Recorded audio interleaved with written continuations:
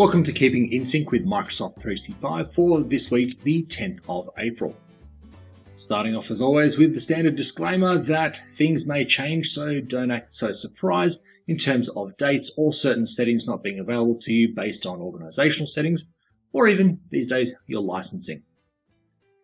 Now starting off first with Teams, well actually everything this week is Teams.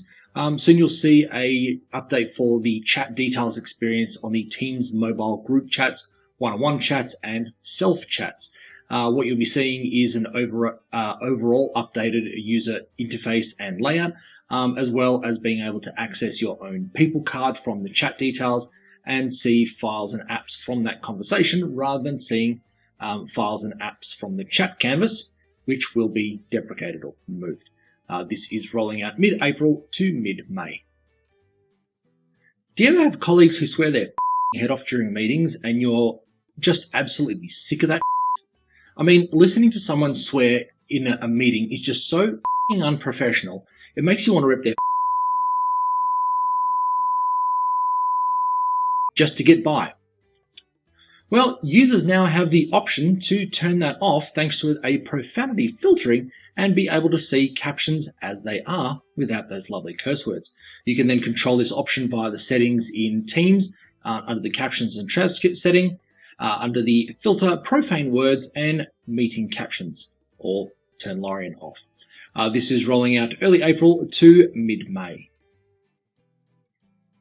Now, a view-only meeting experience is for meetings with over 1,000 attendees, and so anyone who joins after the capacity limit receives the view-only experience. So quite possibly you've never seen it. Now, to date, you've only been able to see a single screen with content or a single video if there's no content, whereas now with this update, you'll be able to see side-by-side layout of content and video, up to 7 videos in fact, as well as up to 9 videos in a 3x3 grid if no content is being shared.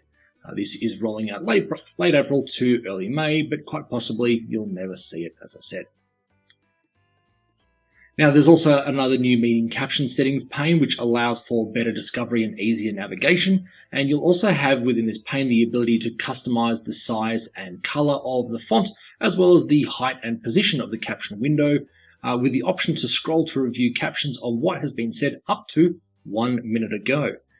This is rolling out early May to early June. Now, one of the things that Microsoft is doing is connecting the experience between meeting notes, agendas, tasks across Microsoft Teams, Loop, Planner, To-Do, and OneDrive.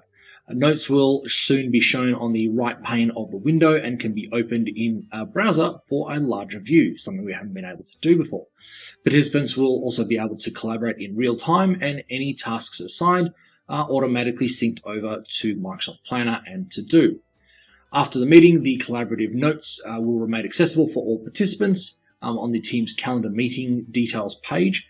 And this is rolling out late April to late June, but only if your IT team allows you to use Microsoft Loop components. Now, also from a meetings perspective, you'll soon be able to find all your Teams meeting recordings, transcripts, meeting content, and meeting notes under a single recap tab instead of having to flick across to all the different tabs. So you'll be able to also watch your recording directly in the recap tab so you can catch up on what was discussed while reviewing the notes and transcript without having to switch screens and apps. This is rolling out late April to early June. Now, for people with Microsoft Teams Premium licenses, the Intelligent Meeting Recap is a comprehensive AI-powered meeting recap experience that helps you catch up, recall, and follow up on hour-long meetings just in minutes by providing recording and transcription playback with AI assistance, because AI is the buzz right now. This is located on the new Recap tab in the Teams Calendar and Chat app, and this experience will also allow you to browse the recording by speaker, by topics, as well as across AI-generated notes, suggested tasks, and at mentions. This is rolling out late April to late May, but only for those with Teams Premium licenses. And that's it for Keeping in Sync with Microsoft 365 this week.